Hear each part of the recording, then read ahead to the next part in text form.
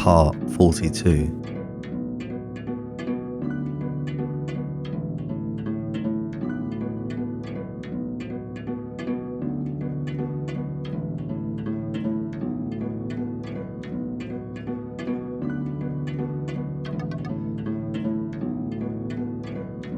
In this movement, we allow the undisturbed motion of an attack to manipulate their momentum the way we need.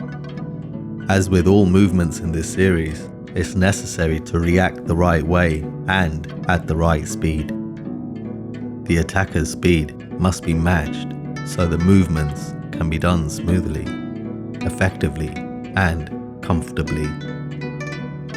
I would use a movement like this if I wanted to hold someone for a short time to get my point across before I let them go safely, but it leaves the option to do something else if I needed to. So by no means is this just a hold, it's also for many other things a person could do if required to keep themselves safe. He punches me towards the face. I use my arm to block the hook towards my head. My other arm goes under his, just behind the elbow, and I hold his forearm with my hand. This technique can look easy for someone to do. It seems straightforward and easy to learn at first glance. It's not actually as easy as it looks. There are fine emotions involved that I will point out to you.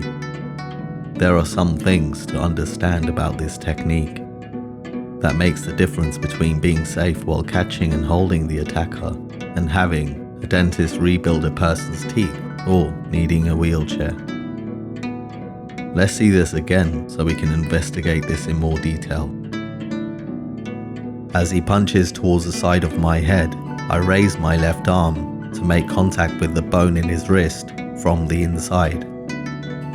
As you see here, my elbow takes the full force of the attack. This hurts a lot and sends quick-firing shock signals to the brain that an injury has happened. This leads to the body momentarily freezing with tension before the pain subdues. You can see this pain on his face here. At this point, I have a fraction of a second to place my other arm under his and bend his arm. Before this can happen, his arm must be raised. Here you can see me adjusting my elbow to create a hook which lifts his arm to the correct position. Here I bend backwards for 3 reasons. Firstly, to avoid the elbow, to maintain contact throughout so that it stops him responding to the pain, and thirdly, to capture his arm. My right arm weaves under his arm behind the elbow and I catch his forearm with my hand. Here you can see me straighten my body. This will apply leverage to his shoulder and lock it, which then results in him being in the position he is. His back bends, and because there's no more flexibility left, he has to bend his knees and fall. To complete the lock, my thumb is pressed on my index finger. This will correctly line and lock the wrist, making it stronger.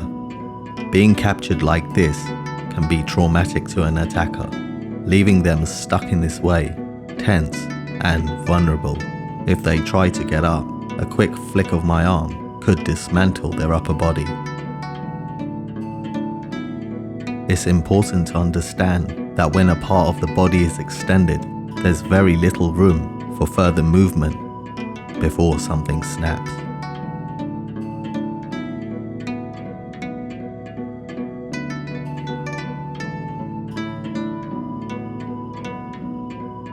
If you enjoy this video, please click the like button, consider subscribing, leave a comment, and if you know someone that can find this useful, please share it with them. Until next time, we shouldn't interrupt the river at its source.